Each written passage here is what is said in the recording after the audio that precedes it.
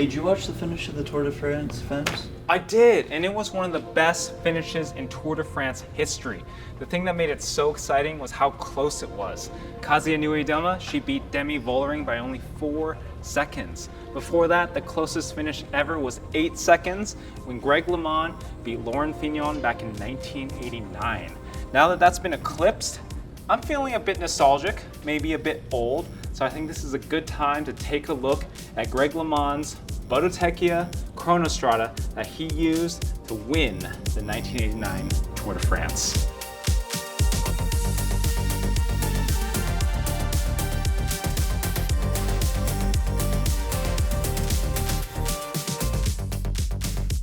So before we get too far, I do want to make clear that this isn't Greg LeMond's actual Bottecchia from the 1989 Tour. I don't know where that bike is. Wherever it is, we probably can't afford it. This is a replica, and it's got a pretty cool story behind it. It's owned by a collector, and he saw this in an airplane shopping catalog. I don't know if it was Sky Mall or something similar, but it is a one-of-one replica of Greg LeMond's bike, and he saw it and he thought, yeah, I'll buy that. And it is pretty cool, but before we get into the bike, we should go a bit into the story behind why it is so important. So, in 1989, I was still too young to watch the Tour de France live, but I did have the VHS tape, so I did watch it back many times. That year, Laurent Fignon, he was one of the favorites, not the overall favorite. He had won the Tour twice in '83 and '84, and in 1989, he had won the Giro, so he was going for the Giro Tour double.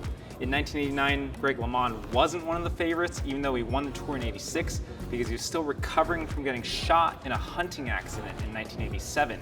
He had signed with his team ADR that was relatively weak, and his race results leading up to the '89 Tour were pretty subpar. He was actually planning to retire after that tour, and his only goal was to finish in the top 20. After the first few stages, though, it became pretty clear it was going to be LeMond versus Fignon. They kept swapping the lead back and forth, and on all the time trials using this bike, LeMond was able to take time out of Fignon. By the last stage, he was trailing by 50 seconds. Fortunately, the traditional Champs-Élysées sprint finish had been replaced with a time trial. It is 15 miles from Versailles to the middle of the city. It is on this course that Greg LeMond must be more than 50 seconds faster than Laurent Fignon. It was a pretty short one though, 25 kilometers, and LeMond wasn't expected to make up the deficit. He would have to gain 2 seconds per kilometer, and Laurent Fignon was one of the best time trialists in the world at the time.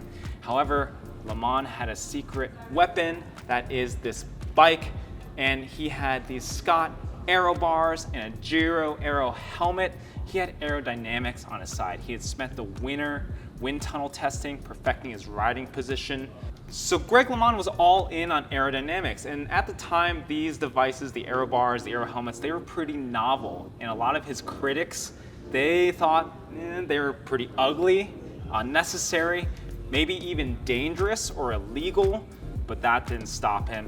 During the stage, LeMond was able to hold a much more aero position, winning the stage, and more importantly, finishing 58 seconds ahead of Laurent Fignon, taking the win, the overall win, by only 8 seconds. And he also finished the stage with an average speed of 54.545 kilometers per hour, making it, at the time, the fastest tour stage ever ridden. Now this win was huge. It essentially popularized the use of aerobars and aero helmets. Now with the advantage they give you, they probably would have taken off anyway at some point, but LeMond winning definitely accelerated their acceptance in the pro peloton. Now, let's take a closer look at this actual Bottecchia Kronostrada, because it is a pretty good replica. So the frame is steel and it has this aero shaping, and this bike is set up as a funny bike with a smaller 650C front wheel that kept the front end super low. Now, they called these funny bikes because it gave it like a really raked out stance that kind of reminded people of American funny car dragsters. Funny bike designs came out around 1984 with Francesco Moser's Our Record bike. They kept a bigger 700C wheel in the rear because it had lower rolling resistance. It also meant you didn't need a massive chainring to get the gear ratio you wanted. I think they look really cool, but unfortunately the UCI banned them in 1996, which is why we don't see them very much. Now, the rear disc wheel here is really interesting. It is a Mavic Comet wheel. It is what's called a lenticular disc. Now, in the 70s, Mavic figured out that a lenticular design, meaning it's not flat, it's convex on both sides, is actually more aerodynamic than a flat disc. And in certain wind conditions, it actually created negative drag. This wheel debuted in the 1984 Tour de France, and it was the first commercially available disc wheel. Not long after, a lot of brands did copy the design, but a lot of them were flat discs instead of lenticular discs, so they weren't quite as fast as this wheel. LeMond's ADR team also used Mavic for the drivetrain. This is a pretty cool and rare drivetrain. It's called the Tout Mavic drivetrain. Now, at the time, Mavic, they were doing neutral support for the Tour de France, so they had seen a lot of drivetrain failures. And the whole design goal of Tout Mavic was to make it as reliable and serviceable as possible. The rear derailleur, for example, you can replace the springs, the pins, and the bearings all in a few minutes. I do also want to point out this rear cassette. It's a Regina freewheel. It is a total corn cob. It is a 7-speed freewheel that is 12 to 18 tooth. So there are 1-tooth jumps between every cog. LeMond rode that with a 55-tooth front chainring. So definitely pretty tough gearing, but LeMond, he had some Watt cannons under him. But of course, the one component that really stands out on this bike is the Scott clip-on aerobars. So these early Scott aerobars were designed by a guy named Boone Lennon. He was a coach for the US Alpine ski team. He was also a cyclist, and he understood the importance of aerodynamics. He worked with an engineer named Charlie French to make these, and the early design, it's pretty simple. It is a bent aluminum tube with some forged clamps and some foam pads. They weren't very light. They did add about a pound to LeMond's bike, but it was definitely worth it because wind tunnel testing showed that these aerobars saved about 90 seconds over a 40-kilometer time trial.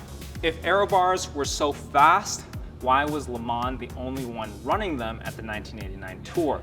Well, the basic reason was no one else wanted to try them. Like I mentioned earlier, a lot of riders thought they were ugly and potentially dangerous. Triathletes, though, they were a lot easier to convince. And some pro triathletes started using these aerobars in 1987, and the time gains that they were getting on the bike leg were notable. After LeMond's victory, we essentially entered the age of aero, where bike manufacturers are trying to make every new generation faster than the last, and aerodynamic gains are a huge part of the bike marketing that we're subjected to on a regular basis. You know, I do want to say that while the aerobars and the aero helmet were a big focus of LeMond's victory, there's a lot more at play in that final stage.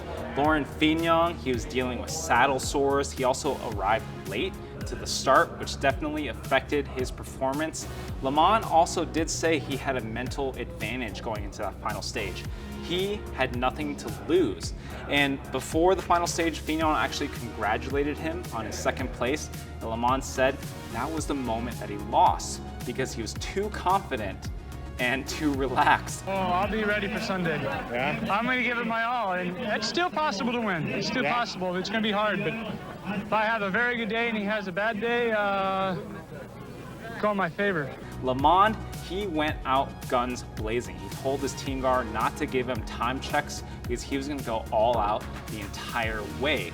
Fignon, he left the start gate a lot more relaxed, and by the time he realized he was behind, it was too late to get that time back.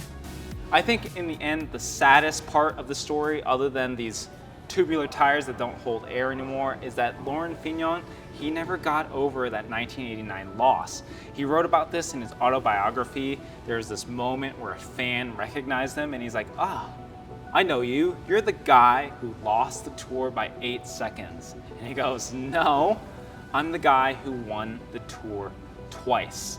Now, this was probably Greg LeMond's greatest win, but I do think it is a bit tragic that the guy he beat is probably going to be remembered for his biggest loss, despite winning the Tour twice and winning over 100 races in his career.